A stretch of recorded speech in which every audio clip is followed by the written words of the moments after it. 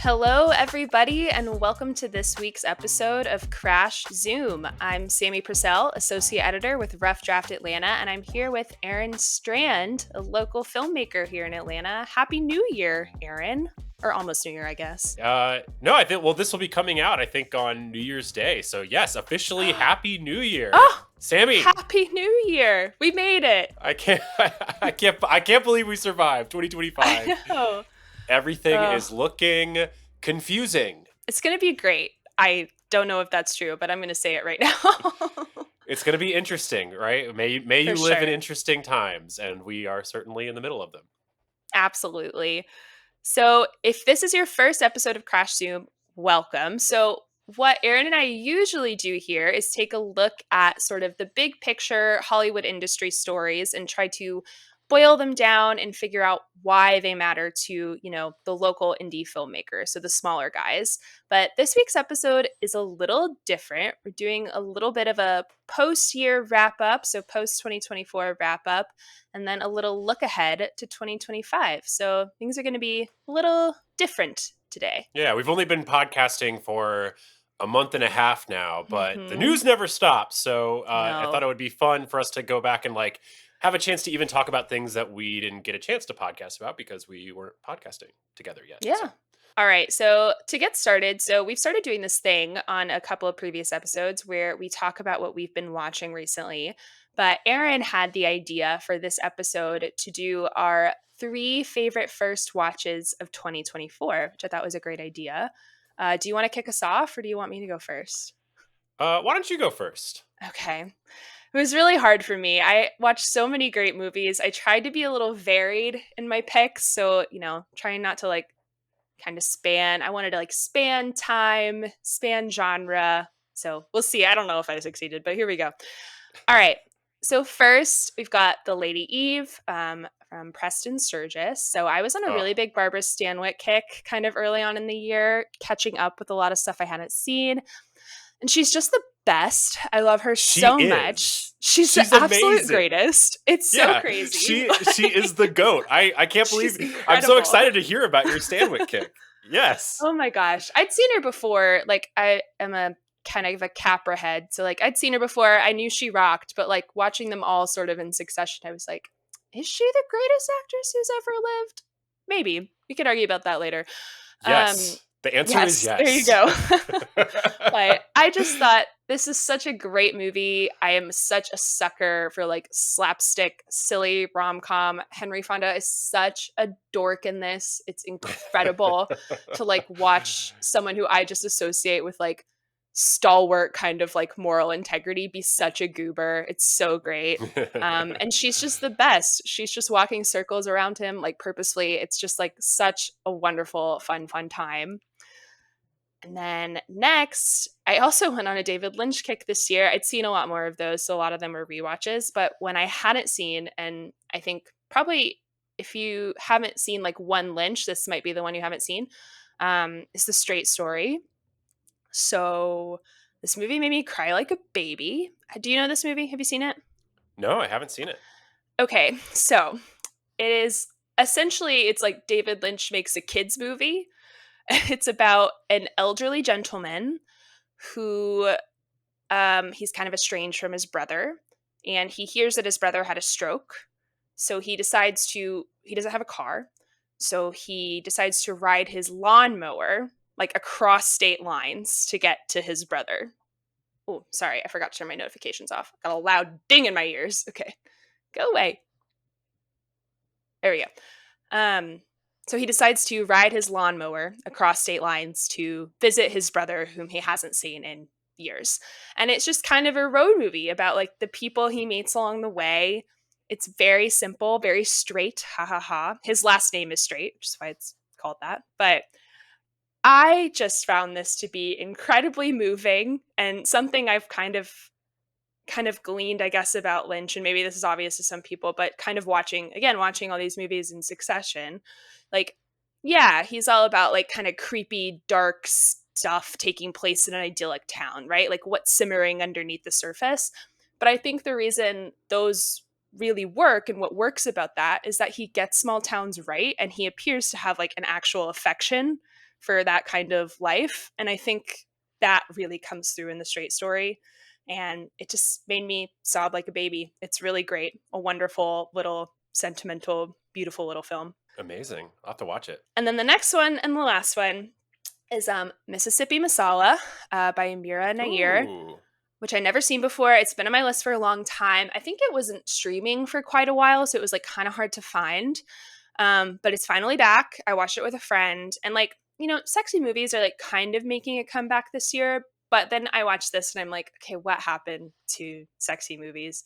This is such a great film. Sarita Chowdhury and Denzel Washington, I didn't feel the need to say his last name, but I figured I should, um, are just like so electric together. The colors are just like gorgeous, especially the scenes that are in Uganda, which like Indian immigration and like the Indian population in Uganda is something I had like zero clue about. So it was also just like a nice new part of the world to understand.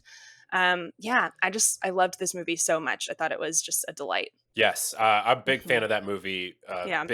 Big fan of her work across the board. Hmm. Monsoon Wedding is like a top 10 film for me Hmm. all time. So So good. yes, for this to get the restoration, I think from Criterion Yes. was Yeah. it's like such a gift. And yeah, Denzel is like he's like an young Denzel is like an incandescent supernova that like It's crazy. is But also like blinding. Sarita Chowdhury is like so beautiful. It's sort of stupid, like, and like putting her on screen with him, I'm just like, I can barely look at you two. Like, you have to stop. Yeah. Yeah, yeah. That scene when she's, like, Yeah. on the phone with him and Oh, she's, like and, like, her midriff is, like, kind of it's, like or, like, there's a as her sheet. pants like keep getting lower and lower and lower. Yeah, Yeah. yeah. Which is and it's such an amazing testament to, like, that's what, like, real eroticism in film Yeah. is. It's not like sex Mhm. scenes. It's not, like, even human contact. And there's, Mhm. a wonderful little Criterion feature where Mira talks about the films, like, these old Hindi films from the '50s by a filmmaker named Guru Dutt, and Mhm. how because the Bollywood or even this was even pre-Bollywood, but like Indian films of that time, the censorship was so strong Sure. in terms of any sort of physical contact. Filmmakers had to find all these incredibly creative ways to create eroticism Mhm. from a distance, and how those films influenced her choices in Mississippi Masala, which I Yeah. thought was like a wonderful little inside scoop that she gave. That's awesome. I'll have to watch that. I'll check that out. All right. Go for it. Okay, yes. All right. Three best first time watches. And so you'll be pleased to know, Sammy, not a single one is from earlier than 1970. Okay, so the first one is My Heart is That Eternal Rose by Patrick Tam. This is from a Okay. film from 1989. It's a film from Hong Kong. It stars a very young Tony Leung, which is amazing, and he's like so fun and like so sexy and so cool. Mhm. And this was presented here in Atlanta from Videodrome. The guys over at Videodrome had selected it, and it played in a cinema here. So I had never seen it before, so I got to see it on the big screen with a crowd of like 150 people. The film is this like incredible crime love story, like Mhm. it has all that wonderful like Hong Kong filmmaking kinetic energy.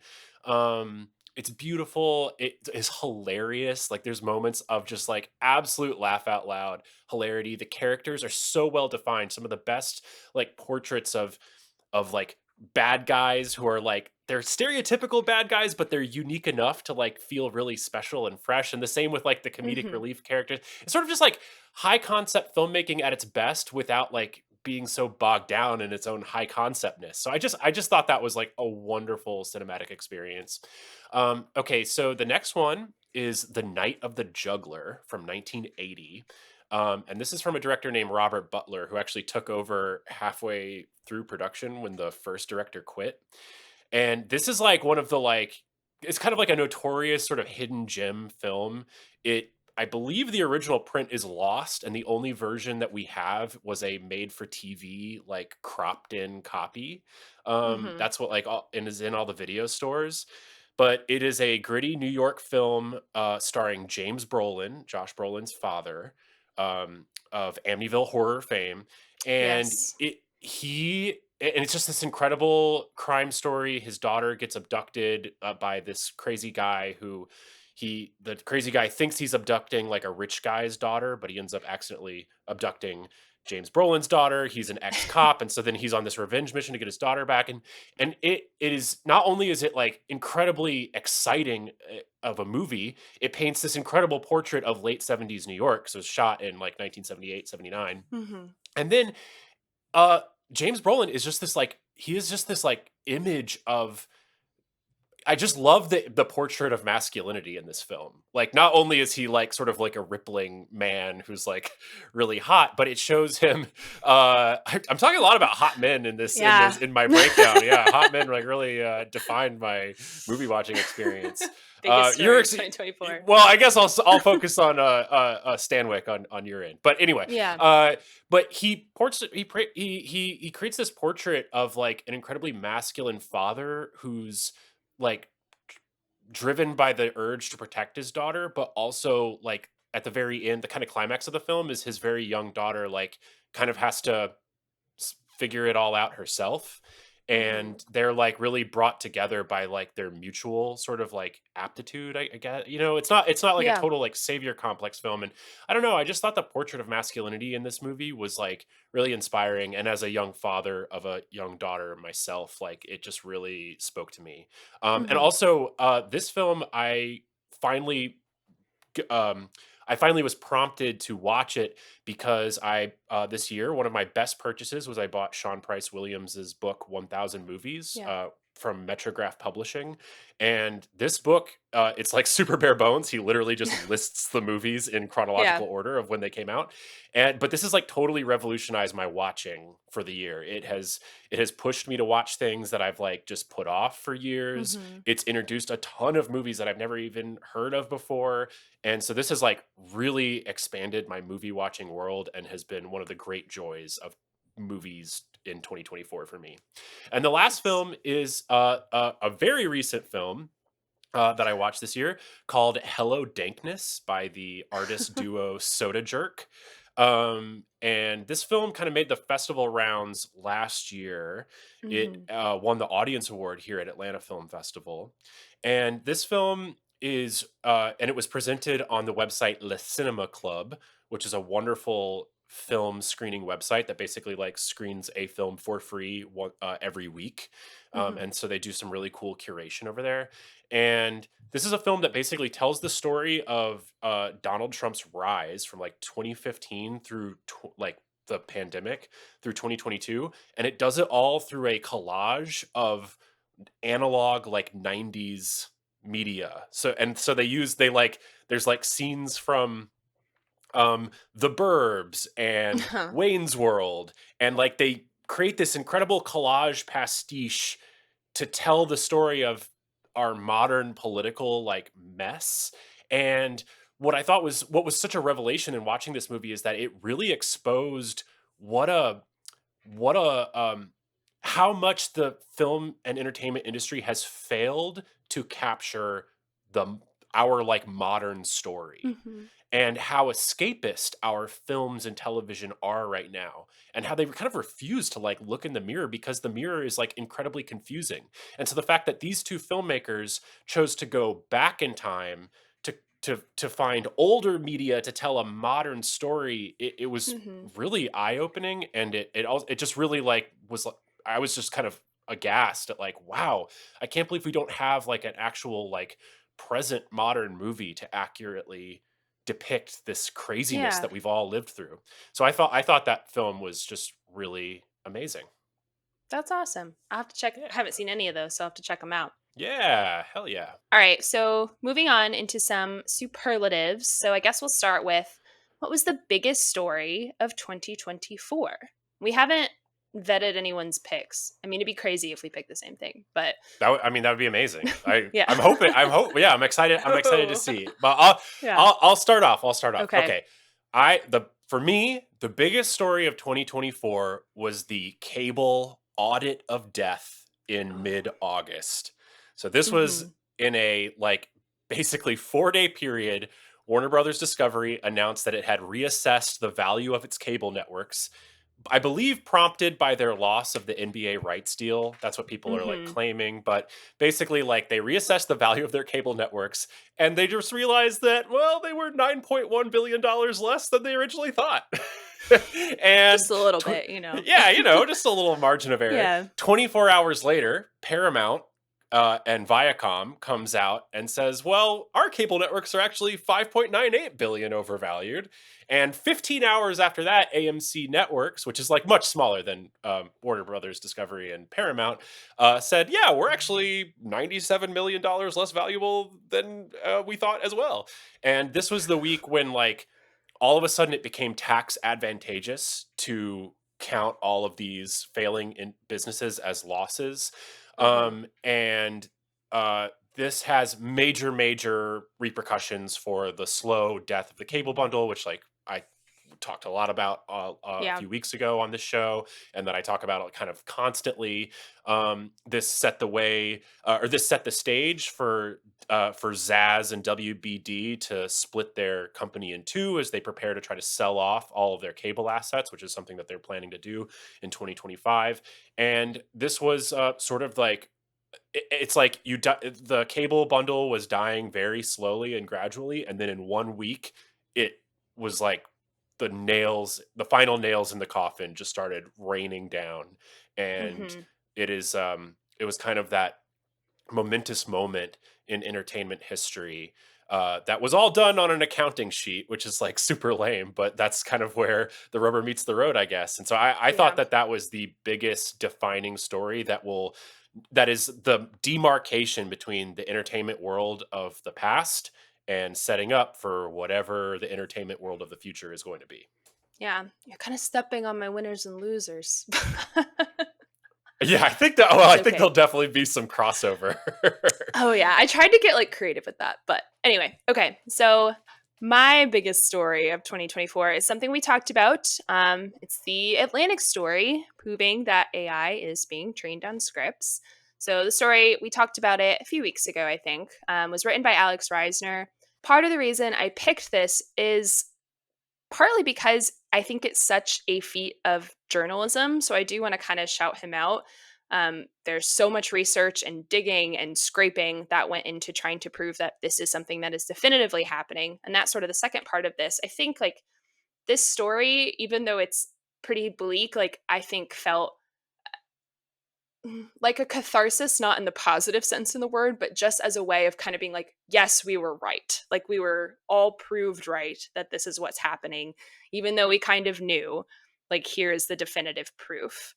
And I think, I mean, this is sort of like spilling into later questions, but like the way AI sort of evolves and the reaction to this by studios, the WGA, which we've already seen some of, is going to be like, I think, pretty defining of the next year. So that's mine. Yeah, it Hmm. definitely. I mean, huge story. I mean, do you think the Atlantic and Alex Reisner will be get Pulitzer consideration for I would this hope work? that they'd be submitted. He did like so much work, like just even like looking through, like digging through what is the name of that? Let me pull up the article. The name of the website. It's like the subtitles website, and like I can't having to remember like the name. parse, but having to parse through just like not structured words and just figure out where Yeah, things stop and where things begin, like put it all together. I just like yeah. can't imagine how much time it must have taken. So Cross yeah, referencing IMDb reference yeah. numbers. It's just some It's just madness. Um, madness, madness, madness. So shout out to him, but not shout out to this subject matter, I guess. I definitely considered it for my biggest story of 2024. Mm-hmm. The reason why I opted not to was maybe in like the literal definition of like it was the biggest like story in a sort of a journalistic sense, but I thought Yeah, because of that component to it, which is that like we all sort of knew this was happening. I was like, I don't even know where this story technically begins, like 20 in yeah, 2024 or in 2018. yeah. I just think of it as sort of like a culmination, right? Like, yes, we all knew this was happening, but like, ha ha. Well, not really, ha ha. It's not that exciting, but like now we can finally say we have definitive proof, Yeah. instead of just like hinting at it, like, of course they're doing that, here's the proof. And that sort of leads me into the next kind of topic that we're going to discuss here, which is what was the biggest change in the industry in 2024. And it's kind of like you said, I don't think this is really over yet, but I think the quickness in the rise of AI, like the fast moving nature of it, I think really start to hit people this year specifically. I mean, Sora just launched. We've got lawsuits, numerous lawsuits that we've discussed like over the past few weeks, pretty much since the inception of this podcast, launched left and right. But there's already like competition coming in. Like there's a group of people who are trying to make like an ethical AI model that like only scrapes ethically, like all this stuff. Ha! So but so I just think the way that it evolved so quickly over this year, I think was probably the biggest change because it just like made it evident how quickly things can change. Like the way we're talking about it today, things could be totally different next week. And I think the way that this all unfolds going into the next year is going to be extremely important. Yeah, definitely. I mean, I considered this as well for my biggest change in the industry. I'm pleased to know that I chose something different. So Good. Yeah. so we'll have other things to discuss. But one of the things that's really interesting about these like technological sea change moments is Mhm. that like it is a biggest change. It is a huge change in 2024, but so far we have yet to really experience any of like downstream realities of that change. It's still Sure. largely theoretical, Mhm. and sort of conversational and speculative, and what this may mean and how this may affect things and how this may take jobs away.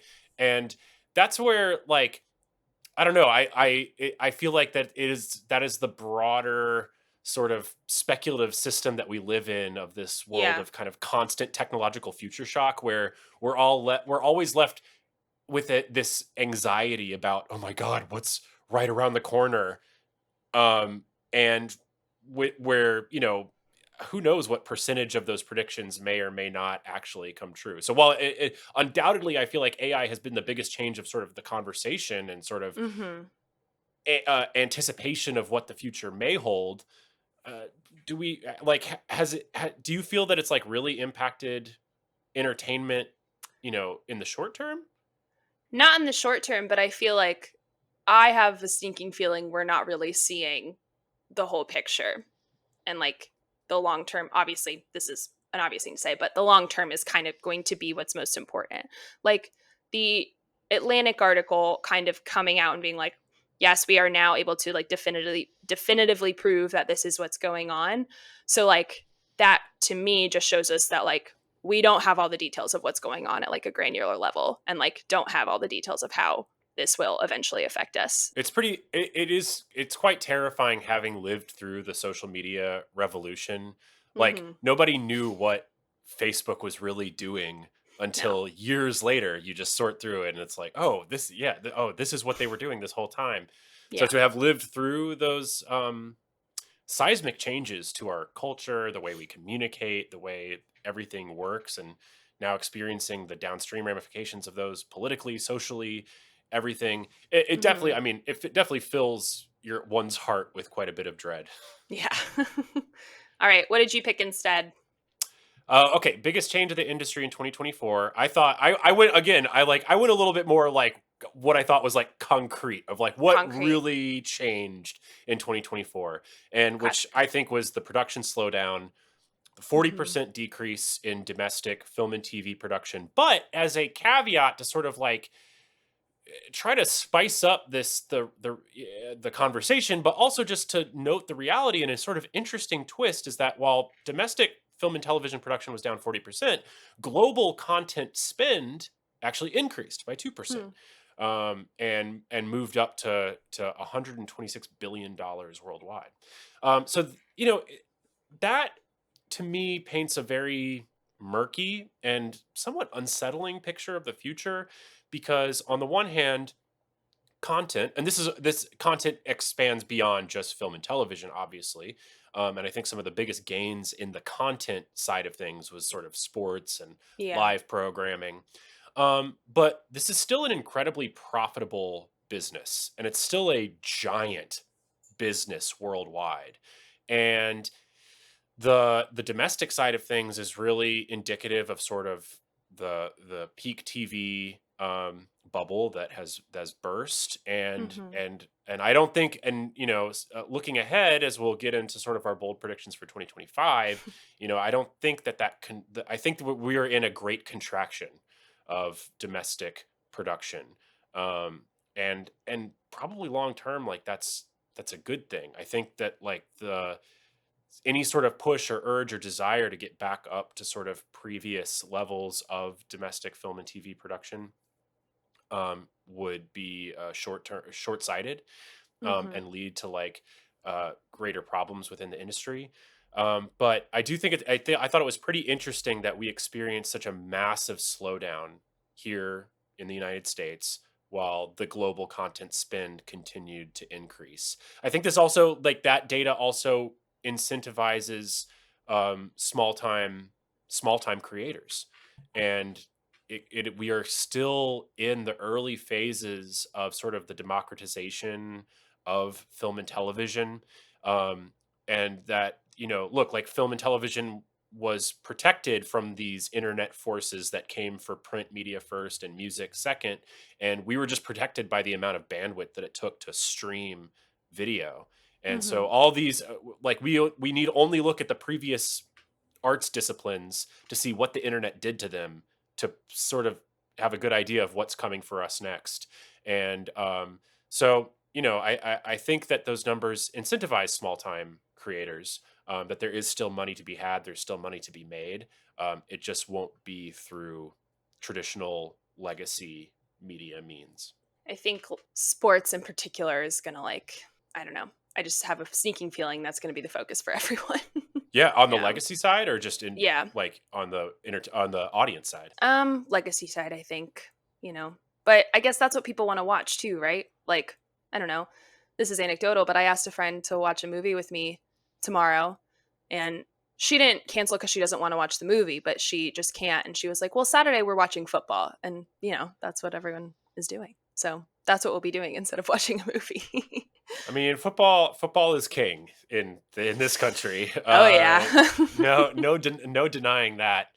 But I think I think, well, yeah, short term sports, like, will continue to demand larger and larger media rights deals, Mhm. for the reasons that we discussed a few weeks ago. That because it is insulated by this live component, it just makes it so valuable for Yeah. audience retention. And it was the great churn mitigator of the cable bundle, outside of the fact that of long term contracts were the Mhm. norm. But like, sports was like the thing that kept people locked in to paying $200 a month for cable. So yeah, the value of that to the streamers is incredible. But I think that the things happen so quickly now. Because I'm a huge sports fan. I love Yeah. watching sports, and watching the way that this massive influx of money has so quickly corrupted, uh, like, the purity of the game Mhm. is alarming, and it's happening at every level. I think that also, in the same way that, like, the data driven metrics that have shaped our movie media landscape, in terms of like only favoring IP, no original stories, maximizing, like, core audiences and whatnot, the way that data is driving particularly professional basketball to become this, like, bizarro sport where you only take three pointers and shots directly at the basket that everybody Mhm. hates. That is a major reason why viewership of the NBA is down 50%. So if viewership is down 50%, but their media rights deal just increased to, I think, 80 billion was the last number for their, Lord. like, Yeah. their three network deal between NBC, um, ABC, ESPN, and Amazon Prime. Something's got to give, and Mhm. these things are changing and happening so quickly that we could see, really unexpected results of, like, okay, it's all about sports, but nobody's watching. So Yeah. I don't know. It's just we're all media is caught in this bizarro, that not bizarro, but just this very new system of how we analyze success, how we measure success, and how those Mhm. measurements then affect these very human things that was like that. I know I sound like a total snob in saying it, but like the human element is like the reason why we show up for all this shit in the first place. Yeah. What do you think? Do you see that sort of parallel that I'm throwing out here? Yeah. Yeah. I don't know. Sort of. And the NBA is like, I don't watch the NBA, so I guess I'm the viewership that's down, but I never really watched it anyway. I guess that's the end of the sentence. I really don't know. I mean, I find it hard to believe that like football is going anywhere in this country in particular. Right now, college football has entered into this total Wild West world where like all of a sudden within like 3 years, it used to be that players weren't supposed to be paid to play college football. It happened Mm-hmm. under the table, Yeah. but under very much under wraps, and there was a limit to it because because it was illegal.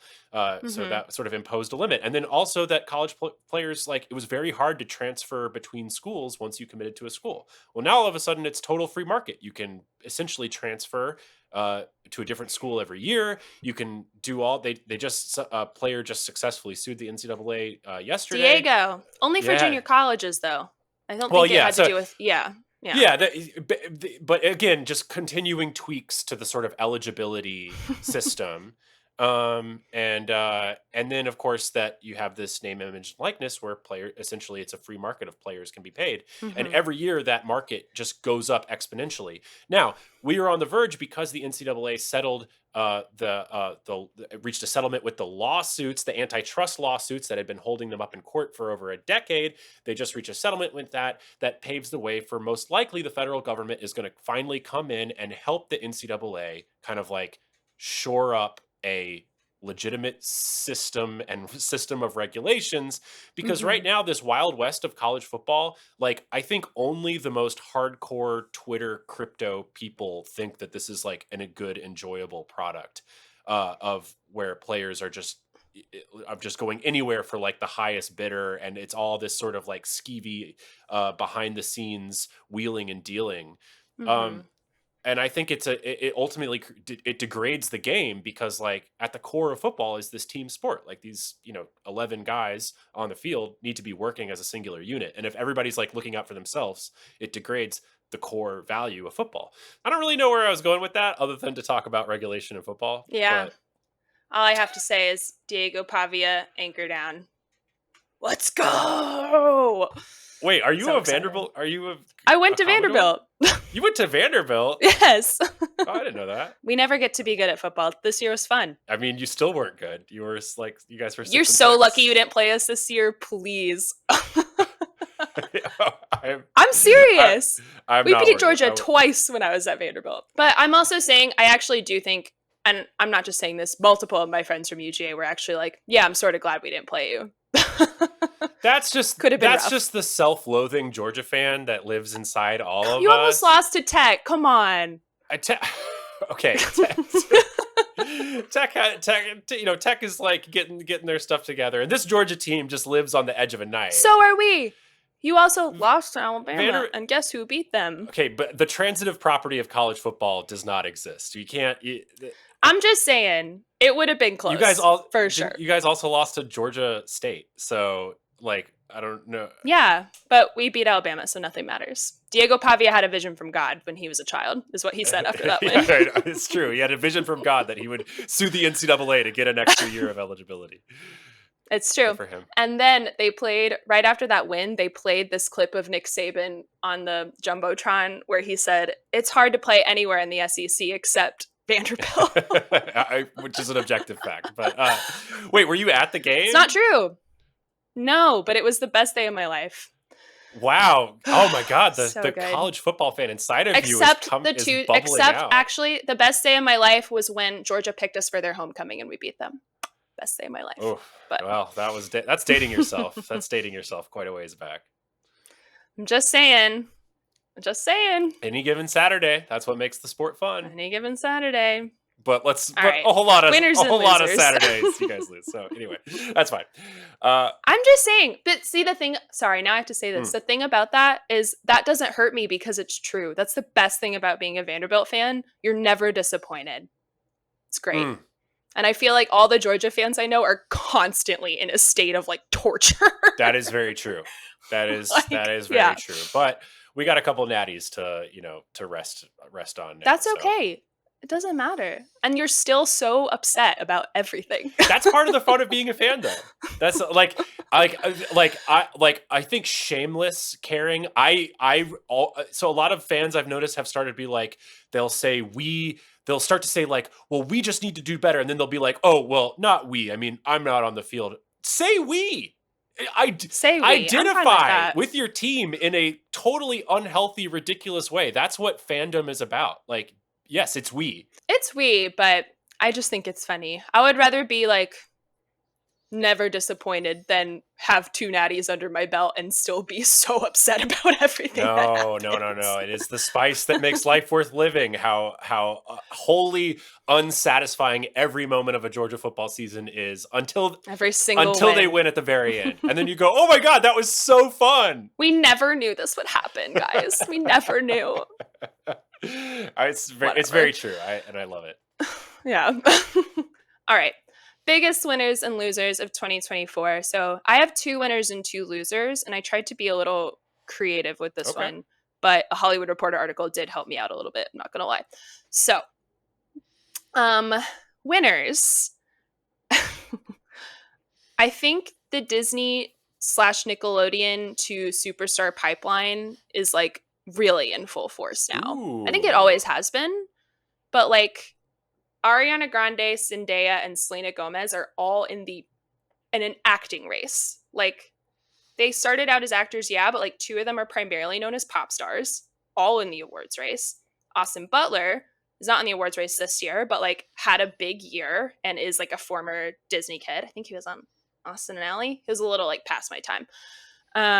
But like Sabrina Carpenter, former Disney kid. She's not in films, but she's having a banner year. I just feel Olivia Rodrigo, same Yeah. thing. I think that pipeline, as toxic as it may be, which we have learned a lot about this year also, with a couple documentaries about Dan Schneider and some revelations that have come to the surface about his behavior in the past.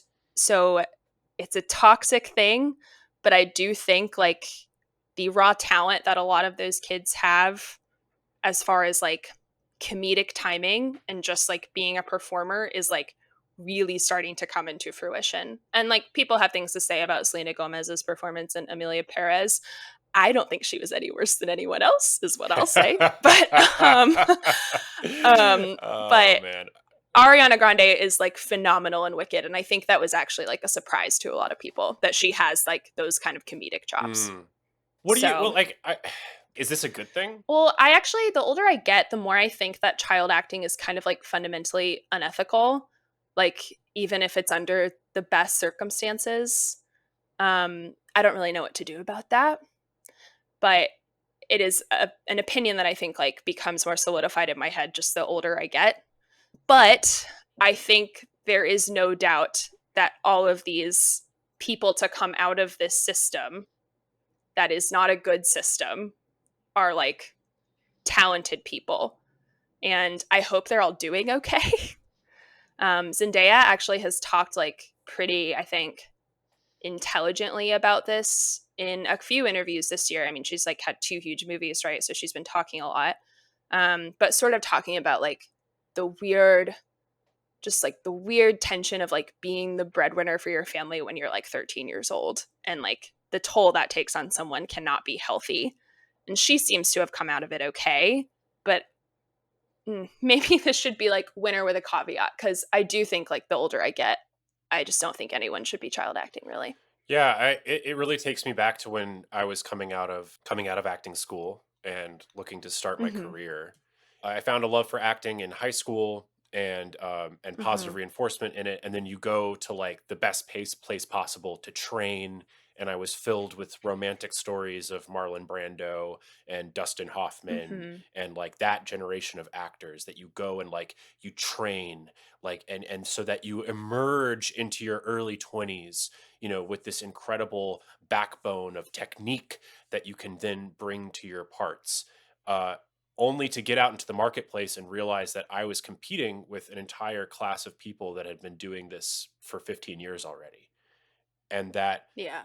the relationships that they built, the reputations that they built, the credits that they had when they were 9, um, I I was at such a disadvantage competing against those people. Mhm. And what this does is that it further entrenches the basically like the elitism of acting. There was an article a couple of years ago analyzing a lot of like the British import actors of like all these Brits that come over to Mhm. America and like just clean up the roles, and how every single one of them went to an elite public school. Of course, in the Yeah. UK, public schools Mhm. are actually private schools, right? So Yeah. they were all came from elite families that went to elite public school. And so that basically our entire class of modern actors either come from elite backgrounds or had and oftentimes that coincides with that elite background with having the privilege, the means, and the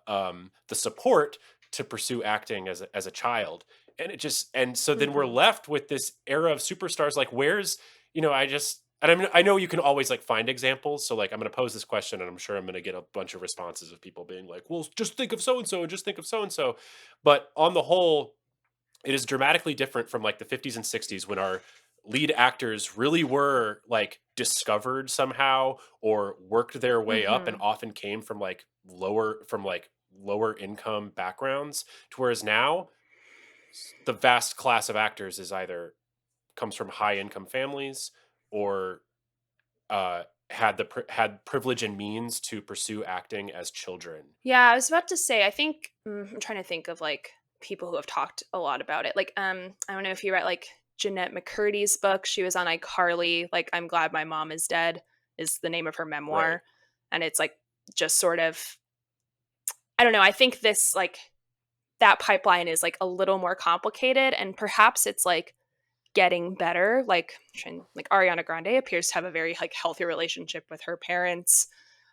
So does Zendaya. Like it in some ways I feel like a lot of these people have like come out better than like someone like Britney Spears or someone like Lindsay Lohan who like really like went through it in the early 2000s. So I do feel like in a sense like the child star to pipeline thing has gotten better, but a lot of those Disney kids like didn't really come from like high income families, you know, disregarding someone like Miley Cyrus or like someone like she's the really one I can think of at this Look, point. But like someone like Demi Lovato or like, and I oh, think there's she's like a doing great. predatory L- nature to Let me that. let me revise my take as opposed to like Okay. child actors coming from high income backgrounds. It's more about like if you're a child actor and if all you do is act from the time you're 8 years old, Hmm. you're going to have a limited window of life experience that you are going to be able to bring to art. Yeah. And in many ways, this business is a zero sum game. Every spot you take is a spot that someone else doesn't get. And Yeah. by those people gathering up so much of the sort of narrative power within our culture, you're losing the opportunity for more lived experience, more like in the way that like I don't know, like I watch like an actor like Sterling Hayden in the 50s who like Hmm. lived this like crazy life. He was a soldier, he was a sailor, he like did all this crazy stuff. And when I watch Sterling Hayden in a movie, like I feel his life, like radiating off of him. And that's what like makes his performances interesting. And I feel like we don't have much of that anymore. That's fair. I don't know if I necessarily like require that to enjoy a performer, although it can be interesting. Like Sterling Hayden's a great example. My biggest concern in this like lies, I guess, on in the effect on the kid themselves, I guess, if that makes sense. Like I don't think any of them come out of it like being worse actors than like anyone else. Like I think a lot of them are quite good, but I don't know if it's necessarily like a healthy way to grow up. Yeah, for sure. I I've Yeah. I've I've Mhm. considered I like my daughter through a friend got invited to like take part in a holiday like clothing ad that she didn't make the Mhm. final cut of, but I had to like register her as like a minor worker. She did get Yeah. paid Mhm. a little bit, and like I like did these early steps that like any parent of any stage parent would do for their kid.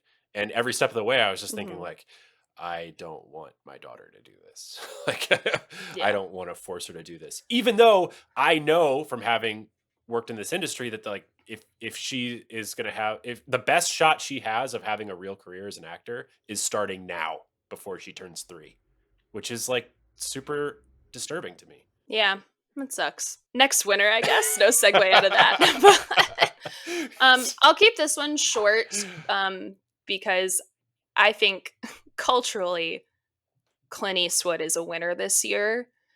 Juror number 2 probably didn't make a lot of money and actually nobody saw it, but I think the culture conversation around quote David Zaslav is trying to railroad Clint Eastwood. I think he came out of a little bit of a winner there. People really rallied behind him.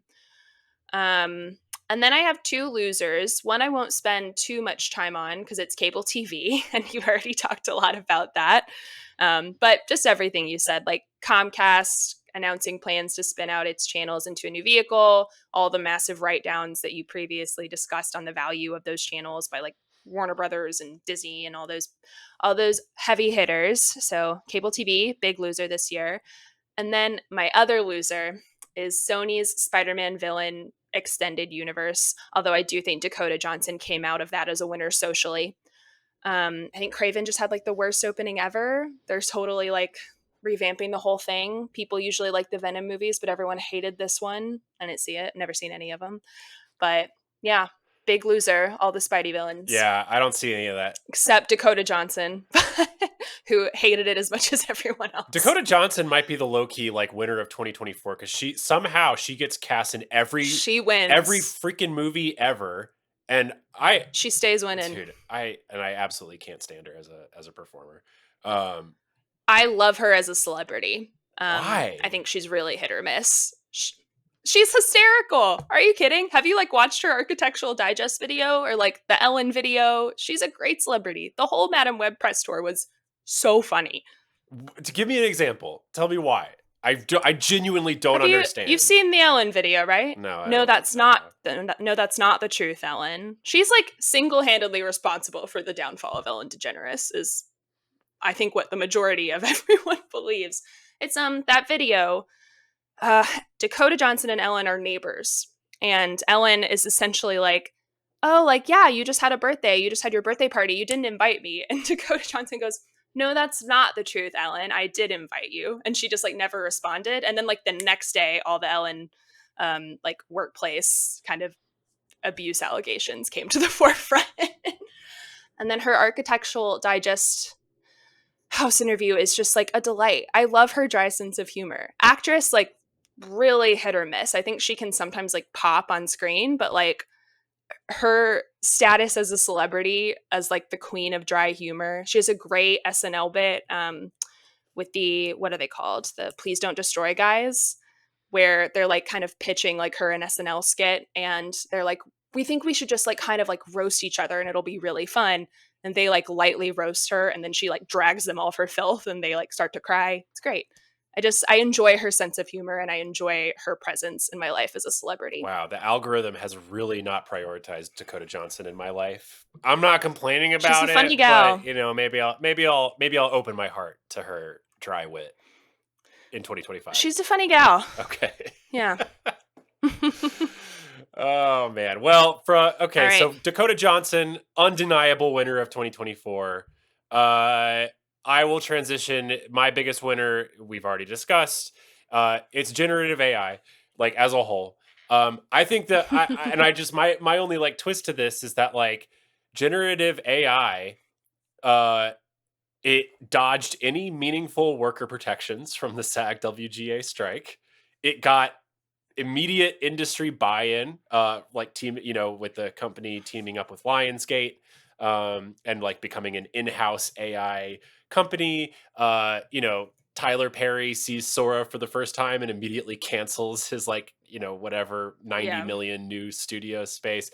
So executives from East Coast to West Coast just drooling over the thought of getting rid of all these workers. And they basically dodged like any major roadblock uh, to Hmm. to their eventual takeover. So massive winner, generative AI. Good for you. Biggest loser on my board is Apple. Now, granted, Oh, I thought about that one. Granted, not Yeah. as a company. I mean, Apple's doing just fine. Uh, but Apple TV Plus is the absolute worst of the major streaming networks. According to the final Nielsen Gauge poll, they command 0.29% of total streaming viewership in the country. That's below Pluto TV and below Discovery Plus. And Yeah. I will make this like a little bit more personal. Like, I also think that the rollout of the Apple Vision Pro was my personal biggest disappointment of the year. So I had a friend who was really, really early on the VR train. He like custom built PC computers to handle like the early editions of the Oculus headset. He would set up a room in his house for VR. You had to put all these sensors around the room for like these early editions. And I'll never forget the first day he came over. He told me to come over. He was like, "You got to see this." And I put on the headset, and he opened Google Earth, the VR Google Earth app, and it had this like sort of ethereal music playing in the background. And if you've never done it before, I mean, this was back in like 2015, 2014. I flew through space and I landed on Google Earth onto my childhood street in Google Earth, like in an immersive VR world. And Hmm. like I got teary-eyed, I got weepy. It was so emotionally powerful. The nature of the space, being in an immersive space, was so emotionally powerful. And from that moment I was like, oh my god, like this is the future of entertainment. Like we're going to be watching 3D virtual movies, and that sense of space is going to create these incredible emotional connections with the characters that 2D films just can't do. And I feel like I've been waiting and waiting and waiting ever since. Like it's all gone sort of the video game direction. And when Apple announced the Apple Vision Pro, you know, with this like massive content spend that they had just invested in Apple TV Plus, they've also been funding like VR components of film festivals like over the Hmm. past several years. I thought like, okay, well, like this is the moment when VR film is really going to take off. Instead, they launched the Apple Vision Pro at a $3,500 price point with no content on it. Like there was nothing to freaking watch. And then they do a July Yeah. rollout of like this immersive video content that they had been developing with like short films and documentaries or whatever. Nobody knows about it. Nobody hears about it. And now they've announced that they're like rolling back any further development of the Apple Vision Pro, and it's probably going to die on the vine, even though the technology contained inside that headset is absolutely incredible. And I had been watching for a year Hmm. as a Blackmagic camera user. A year after the Vision Pro comes out, Blackmagic releases now their Vision Pro native immersive camera. It's $30,000, so I'm not exactly like running to the store to buy one. But Hmm. still, like now all of a sudden we have an actual like usable camera to create immersive Vision Pro content, and it comes a year after like this totally botched release. So like everything is Apple is doing on the film and TV side, it's like they're so close to getting it right. Like they make good shows with big They stars. make good They shows. Yeah. pay the creative community like what they're worth. They do all this amazing stuff with like potentially what I thought would be the future of film and television. All of it has failed. All of it has been a dud, and it makes me so sad. So Apple, you are the biggest loser of 2024. Wow. But there's still time. Severance is coming out next year, season 2. We'll see. So excited. All right. So moving on, we've got favorite story and least favorite story. So my favorite story is a little bit twofold. It's actually a series of a podcast, but it kind of connects to something that we discussed a few weeks ago, which is the lost John Ford film, The Scarlet Drop, being found. So if you didn't listen to that, a complete print of that film was discovered in a warehouse that was set to be demolished in Chile. And to kind of partner with that, I this year listened to TCM's John Ford podcast. So they have a podcast called The Plot Thickens, and this series was called Decoding John Ford. And obviously, like I watch movies. Anyone who has like seen a movie has like experienced some sort of like repercussion of John Ford's career and his legacy in American filmmaking. But I didn't know a ton about him personally, and it made me immediately listen to TCM's Peter Bogdanovich podcast. Like they do a really, really great job with sort of narrative storytelling podcasting over there.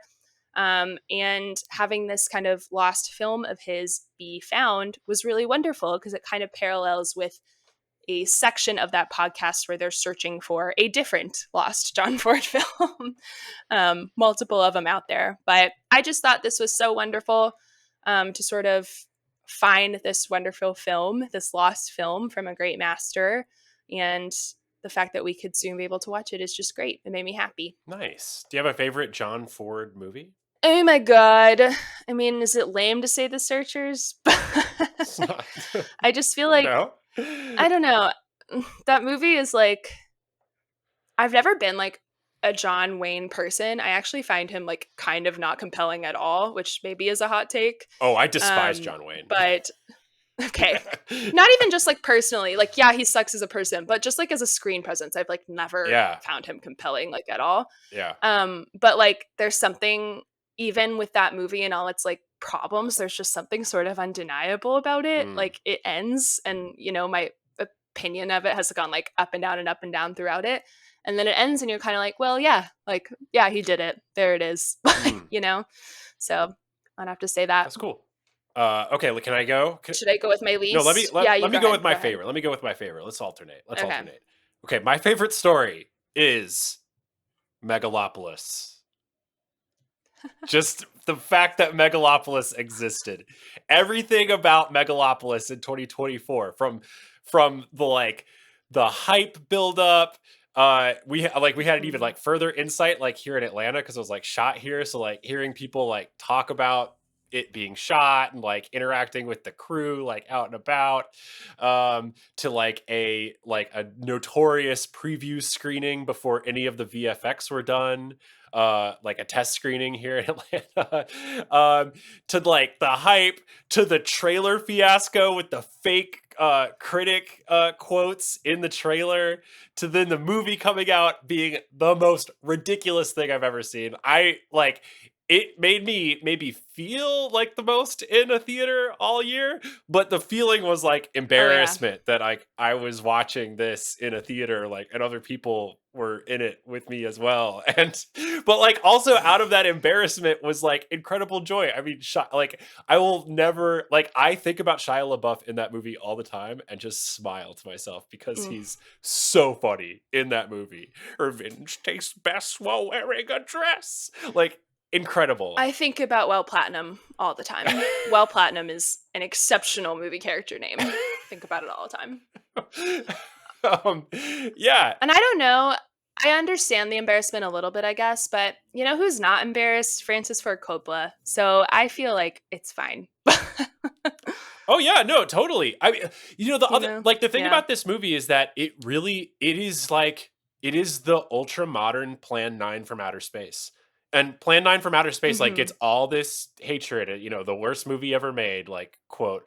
But the thing that makes Plan 9 from outer space like so amazing is how deeply earnest it is. And if you've never actually like sat down to watch Plan 9 from outer space, it is a wonderful experience that ends in a giant speech about like the future of humanity where an alien yells at the Yeah. heroes and he says, "You're all stupid, stupid, stupid." Like it's awesome. I might even include that audio clip at the end of this episode because I love it so much. And Megalopolis is You should. Plan 9, it's Plan 10 from outer space for people. It's incredible. It will go down in cinema history and everything about it existing makes me happy. Let's move on to some sadder things. My worst story of 2024, or least favorite, I should say, is more of a general category, and that is kind of anything to do with Hollywood or media companies or whoever it might be, kind of kowtowing to Trump post election. Disney just settled a giant defamation lawsuit.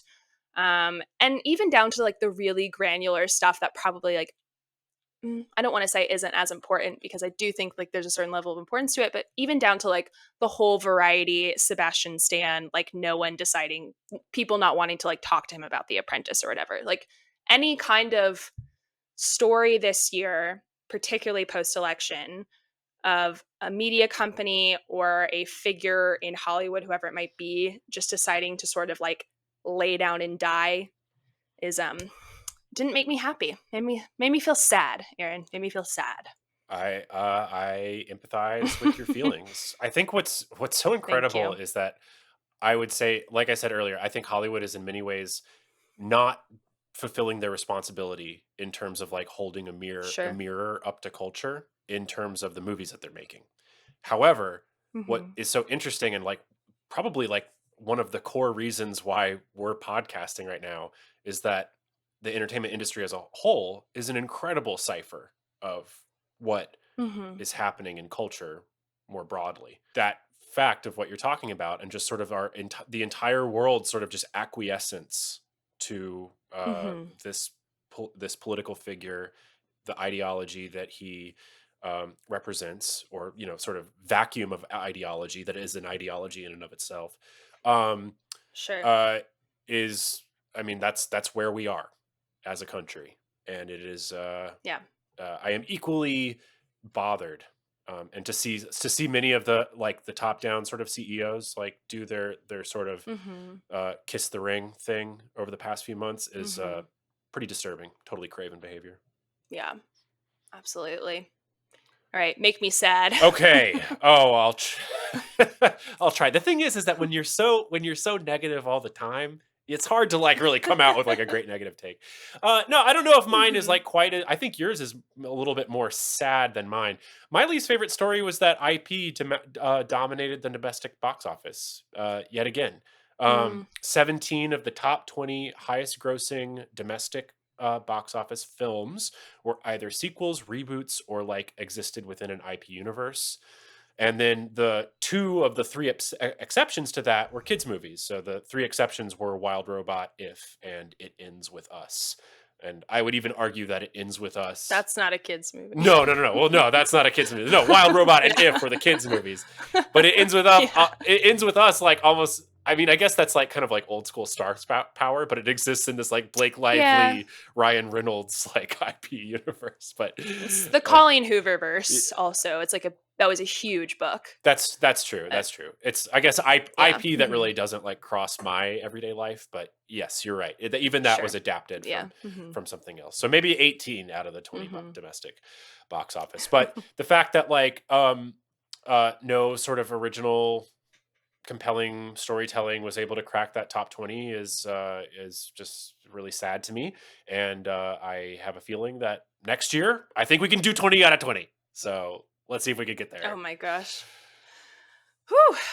That is sort of disappointing. We talked about like the great Thanksgiving box office weekend, and then you look at it and it's like, well, musical adaptation, which like I guess is better than the other stuff, and then sequel, and Yeah. you're like, ah, Yeah, which of well, these box office bangers doesn't have a number in its name? oh, Wicked Part One. I was about to say, damn it. Okay. Mm. All right. So moving into our final segment here. Um, what are three bold predictions for 2025? I had a tough time with this. I will say.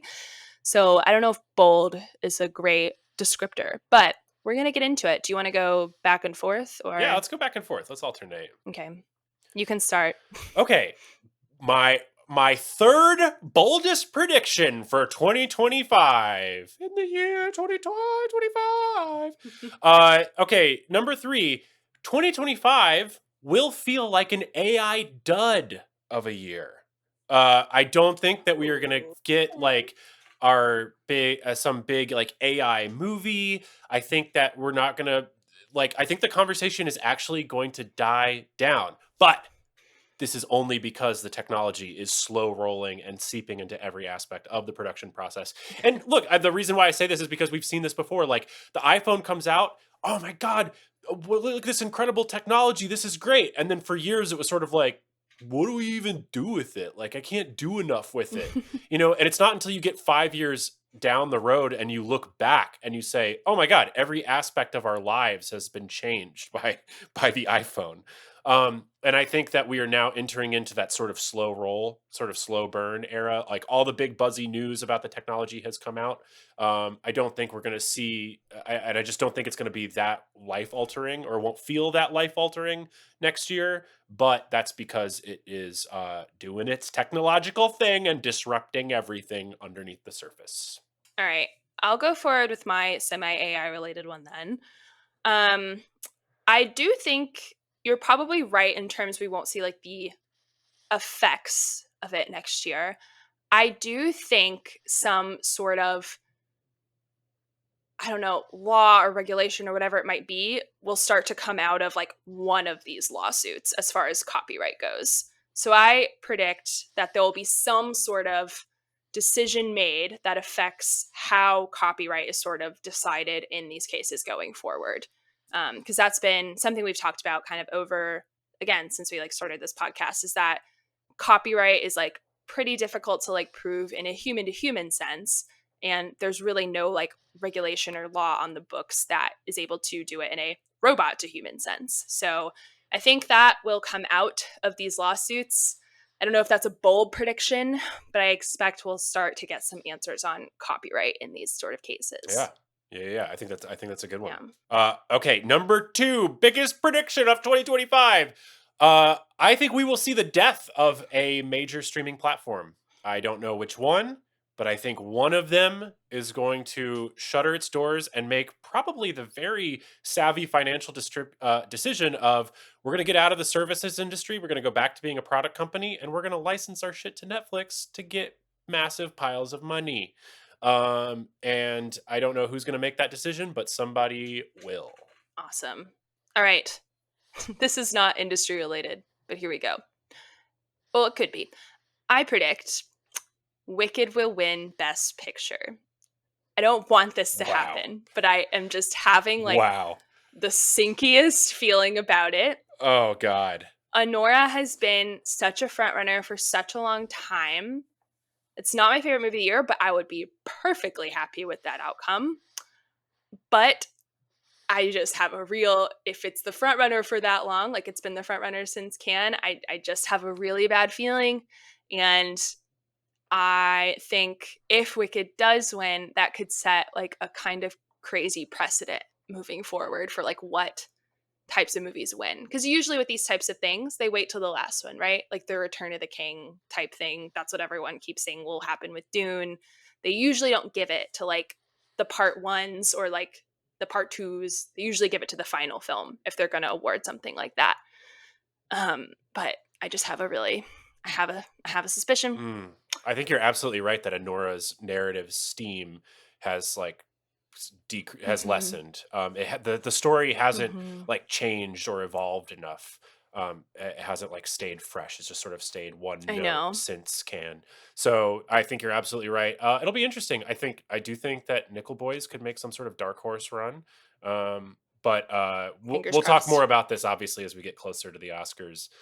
Yeah. I actually I don't really care about the Oscars, but I hope Wicked. Well, I'll talk about it to Yeah, you. yeah, So. yeah, yeah. Well, I'll sit down and listen to Sammy's Oscars takes. No, no, no. I'm gonna Thank summon you. Oscars takes this year. I promise. But I really Okay, hope that Wicked does not win. Yes. go for it. Biggest, boldest Biggest prediction. boldest prediction. This is maybe like not my boldest prediction, but my number one prediction for 2025 is that I think the box office is going to rebound in 2025. I think that there will be a percentage uptick from this year. I mean, they have room to grow considering that we've been on a downward trend for a number of years. But I'm calling this the Moana 2 effect. I think that Disney's decision to like Hmm. take Moana 2, not release it on streaming, but to release it in theaters. I think a lot of other people are going to look at that and say, okay, like theatrical still works if you know if you have the IP right. And that the way that streaming has just become this very, like we talked about a couple weeks ago, like it just doesn't feel as special. It doesn't have the novelty value that it once did, and it's really hard to capture mass audience attention there. I think people are going to start going back to the companies are going to start going back to the box office looking to make big returns. So I see a box office Yeah. rebound in 2025. So, sort of on the flip side of that, a little bit, my biggest, boldest prediction is that the Disney live action remake will finally die in 2025. Oh, There are two that I know of that are slated. Well, Mufasa is about to come out. I couldn't make it to the screener of that, so I have no comment on that at this time. But the two that I know that are slated to come out next year are the Snow White and the Seven Dwarfs remake, yes. which is already mired in a lot of BS, and the live action Moana, Yes. which, The Rock's live action output, I feel like cartoon Moana was sort of keeping him on like the forefront of like, I am still a big movie star and I can do these things. His live action output over the past 5 years or so Yes. has left like a lot to be desired from a person Absolutely. who I think has the potential to be like incredibly entertaining. Obviously, Yeah. he's done it his whole career. But So I don't. everything since like what's the Jungle Cruise one? Like Yes, everything it's called Jungle Cruise. Jungle Cruise. Yeah. Everything since Jungle Cruise has just been dud after dud. So I don't think this will be any different.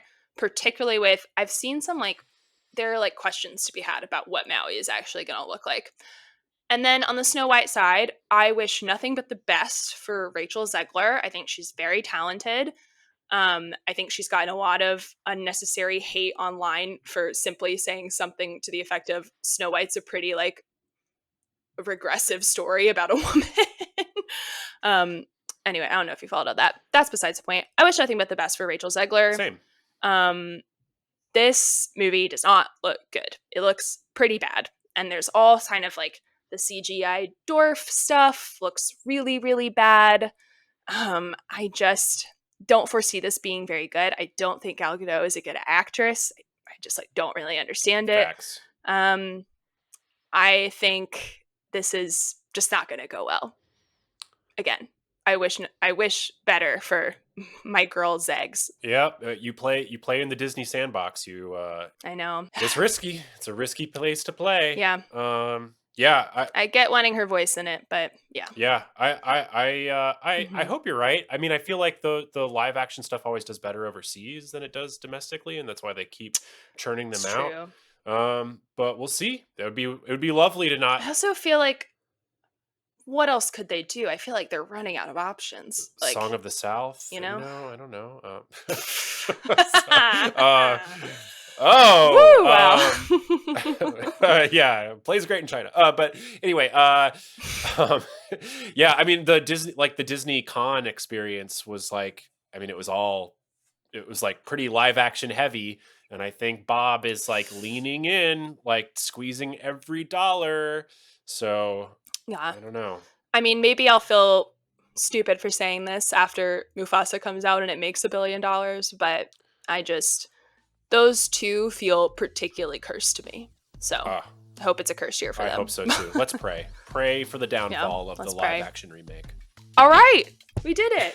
2024 in recap. 2024. It's over. It's done. Get out of here, It's 2024. over. Get out of here. 2025. Let's go. It's going to be interesting moving forward. But thankfully, we'll be here every week to document the Every slow downfall and eventual comeback of American cinematic entertainment. If you like this episode, be sure to follow us wherever you listen to your podcasts. And since we have our new podcast feed, and if you've listened to this episode this far, I think you owe it to us and yourself to go ahead and give us a rating and review wherever you listen to your podcast. We really hit us with those 5 stars. It would really, really help us out. And please leave a few kind words. That would really, really help us out, particularly on Apple Podcasts. You can follow us on Instagram and TikTok at Crash Zoom Podcast. That would be great. And if you want to email us, and we'd love to read some of your emails on the show, you can email us at crashzoompod@gmail.com. That's crashzoompod@gmail.com. Sammie, Happy New Year. This has been lovely, and I Thank can't you. wait to podcast with you for the rest of 2025. Happy New Year, Aaron. It's going to be a good one. Talk to you soon.